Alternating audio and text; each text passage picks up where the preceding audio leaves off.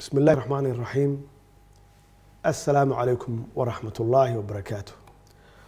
walaalyaal sida aan la wada soconno duruufo adag ayaa soo food saaray kumanaan ka mid ah dadkeena Soomaaliyeed kadib markii ay ku habsadeen qaybo badan oo ka mid ah dalka abaaro ba'an oo galaaftay naf iyo maalba.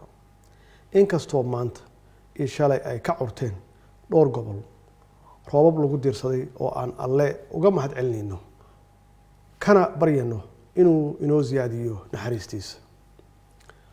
waqtigan adag waxaa loo baahan yahay shacabka Soomaaliyeed inay u midoobaan sidii ay isaga gacan siin lahaayeen duruufaha nololeed ee adag, iyadoo aynu maal iyo muruqba isugu geynayno gurmadka walaalaha dhibaataysan ee gaajada iyo biyo la'aanta ay hayso.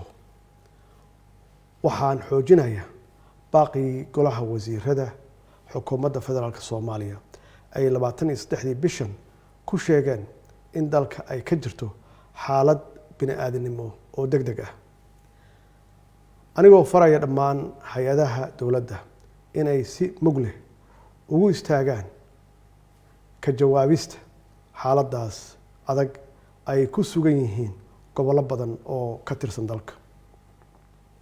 sidoo kale anigoo bogaadinaya abaabulka xooggan ee ra'iisul wasaaraha xukuumadda federaalka Soomaaliya iyo golihiisa wasiirada ay bilaabeen si wax looga qabto dhibaatada ay sababeen ama sababtay abaaraha. waxaan u soo jeedinay dhammaan shaqaalaha rayidka ah iyo kuwa gaarka ah in si la mid ah tallaabada ay qaaday xukuumaddu oo 20% u jaray mushaharkooda gurmadka abaaraha in ay ku daydaan oo door la mid ah kaas ay qaataan. walaalayaal, waxaa muhiim ah inaynu badinno allabariga iyo roobdoonka.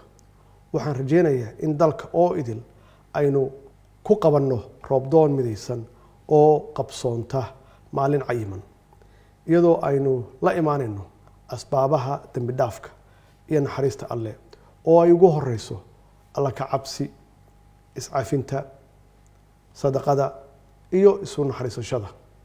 wabilaahi tawfiiq. wasalaamu calaykum waraxmatullaahi wabarakaatu.